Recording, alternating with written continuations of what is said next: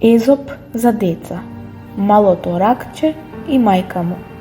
Поучна басна.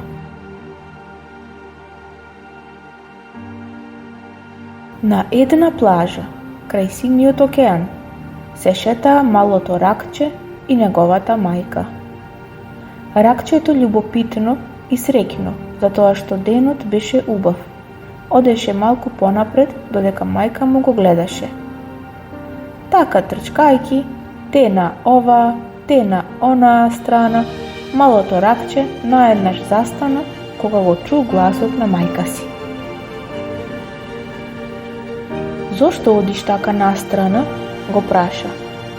Секогаш треба да одиш право, со прстите исправени, продолжи таа.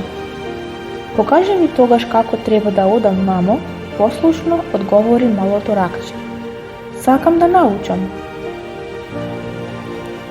Мајката тогаш се обиде да оди онака како што сакаше тоа синот да го направи, но и таа како него можеше да оди само настрана, затоа што во реалноста раковите се движат само настрана, а кога проба да ги сврти прстите на нозете, се слопна и падна. Поука.